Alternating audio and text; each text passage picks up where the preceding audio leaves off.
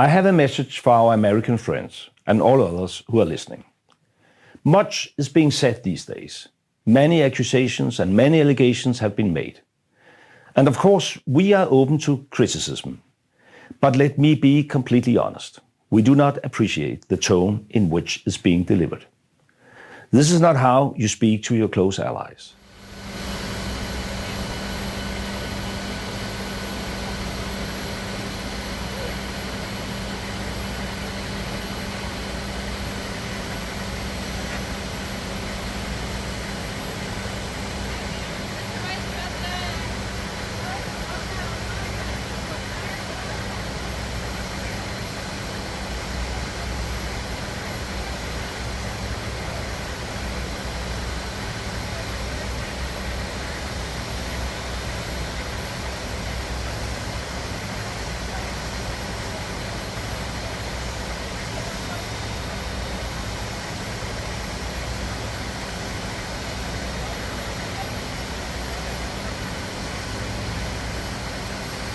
Vice President Vance, how's it feel?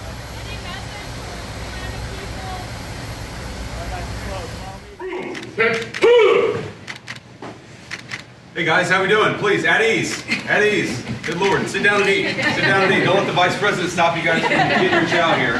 How we doing? It's cold as shit here. Nobody told me. Well, thank you all for everything you do, and thanks for having us. So please sit down, guys. Please, please. I want you to eat your food. Usha and I are thrilled to be here. It's a really beautiful flight, actually. You fly over some pretty cool spots. I've never been to Greenland. Apparently, I'm the first vice president to ever visit Greenland, so that's a pretty cool thing. But we're looking forward to hanging out and getting to know you guys and understanding what you do. So, Hey, cut! hey everybody, at ease, please. Thank you all. Good to see everybody. Let's have a seat and have a briefing and learn exactly what you do here, Colonel. I will say that the Colonel was kind enough to lend me her office for a few minutes so I can get my bearings, and I'm gonna embarrass you, Colonel. So it turns out that Colonel Myers here did the polar bear plunge and got us. You could also do it at the waterfall and a few other places, and for it you get a certificate for your stupidity. So to get the certificate, how long do you have to stand? You just have to go in, but you have to go all in. You have to go all in. You have to go all in. All in. Okay. Yeah. Man, you guys are tough up here. It's awesome. Thank you very much. Do you have any questions, please? We need Greenland, very importantly, for international security. We have to have Greenland. It's not a question of, do you think we can do without it? We can. If you look at Greenland right now, if you look at the waterways, you have Chinese and Russian ships all over the place. And we're not going to be able to do that. We're not relying on Denmark or anybody else to take care of that situation. And we're not talking about peace for the United States. We're talking about world peace. We're talking about international security. And right now, you look at it, you have warships all over the place going through right along Greenland. We're not going to let that happen. We cannot let that happen. Or if it's going to happen, we have to be protective of our country. Greenland is very important, and modern day weaponry makes Greenland 100 years ago, less so. But also, Would you like to visit Greenland? if you notice, also some of those, you could call them roadways, okay? They're water roadways. But some of those areas are opening up, and they're opening up icebreakers out there. They're opening them, and by just nature, they're opening them, and they're headed right into China, right into Russia. And we have no choice. The answer is he's there with his wonderful wife, Usha. They're there right now. They landed a couple of hours ago, and they will represent us well. But Greenland's very important for the peace of the world, not us, the peace of the entire world. And I think Denmark understands it. I think the European Union understands it. And if they don't, we're going to have to explain it to them. Ladies and gentlemen, please welcome the Vice President of the United States, JD Vance.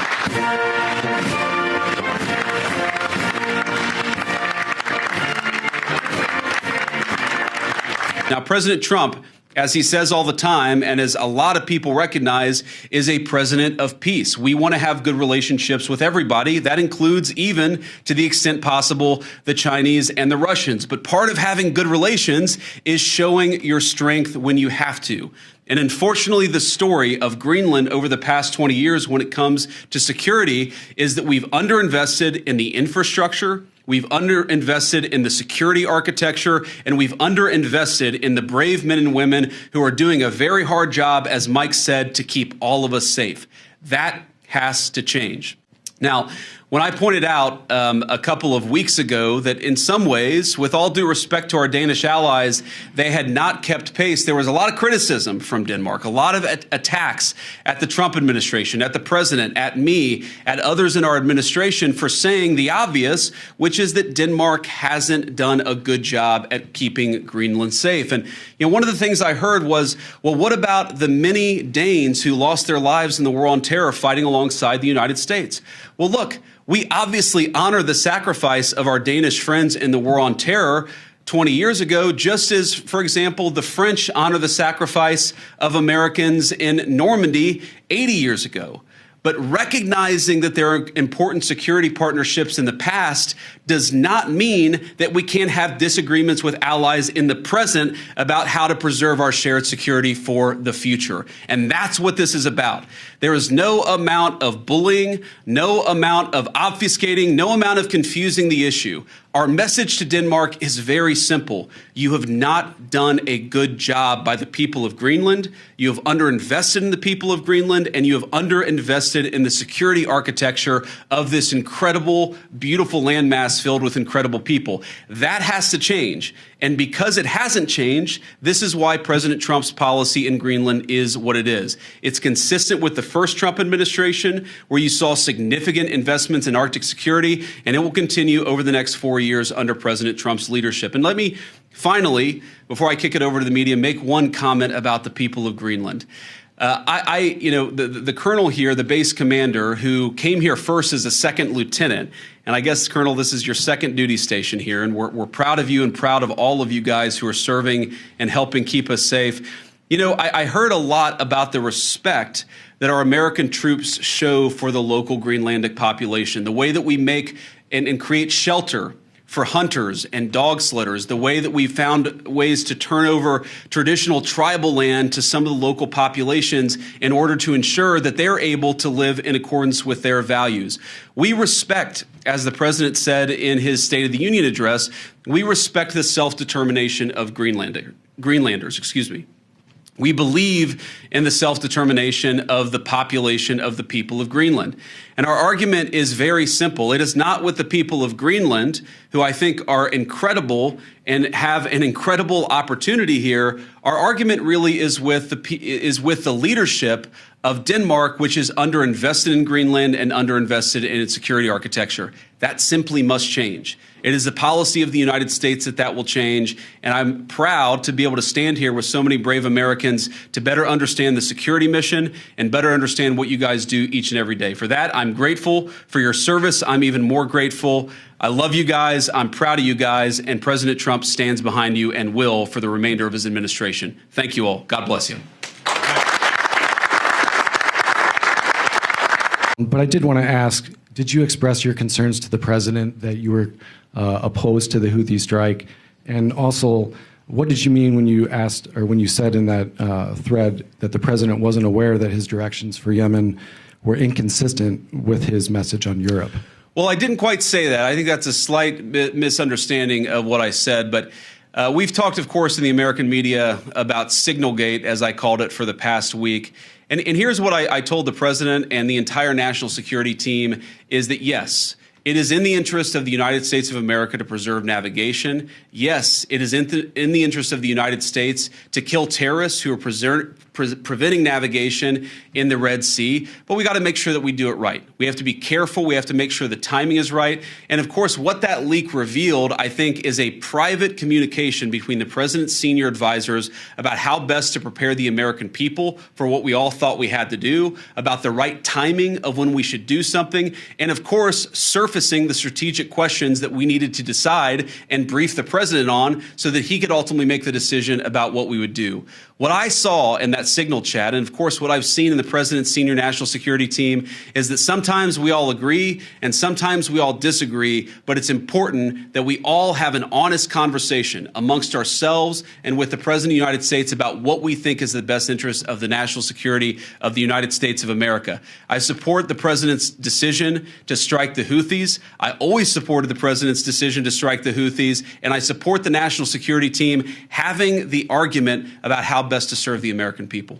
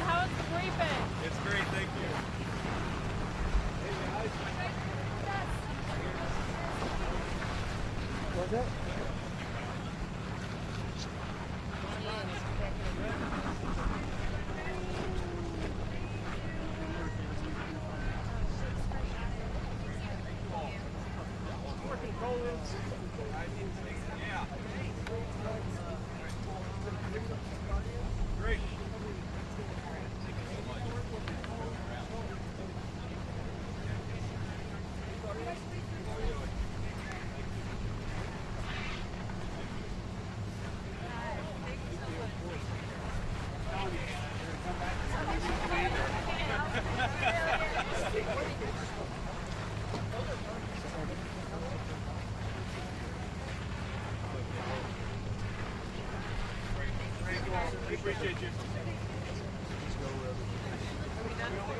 Are we done? Yes, sir. Okay. All right, guys, we're good to load. We're ready. We're going to load up.